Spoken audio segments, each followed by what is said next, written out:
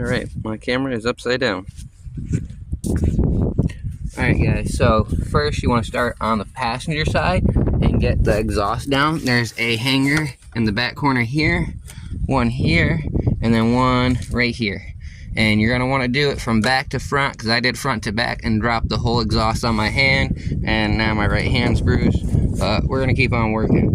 So next I'm going to move back to the other side, because on the other side I already have the shock bolt out and this top bolt out. So I'm going to move back over there out of the sun. Alright, I'm pretty far. So I got the top bolt off. Got the back one there for the bottom control arm. Got the shock out. I had to cut the sway bar end link. Got axle all the way out. This bolt snapped here, trying to get the ABS sensor bracket off. But I got this here free. So everything's free on this side. Now to do the other side. Other side I already got this bolt out. I already got the axle nut off. I already got the shock unbolted.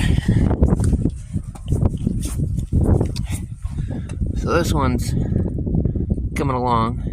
I just got one bolt back there, and then push the axle out, and this side will be just as far as the other side, except for the ABS sensor and this here one. So it's coming along.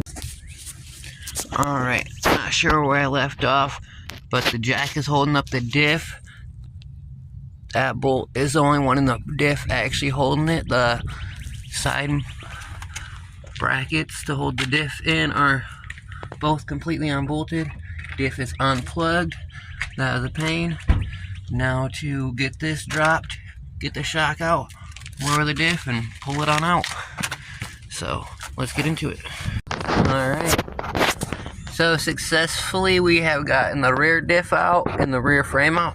It was only 4 bolts holding the subframe in. They all came out very easily, thankful for that. That lower control arm's still on. That one I pulled off to make it easier. Seeing the exhaust is right here. There's just one extra bolt. Might do the same for over here. But I'm going to take you guys inside, show you the rear frame, look it over. Got some parts and pieces on it I got to pull off. Got to figure out where this went. Make sure this is not going to be needed again. I have a feeling that's from the old frame, so let's go look. Okay, I'm not sure where I left off, but here's the new subframe for the rear with the sway bar already on it. Diff mounts are on here. Got a couple armatures on here. So I'm about to use this homemade little skateboard and roll it in there, bolt it up. After that, gotta slide the rear diff in, put the diff bolts in, and then I start buttoning up the rear arms. So it's just reverse of what you did to get it all apart.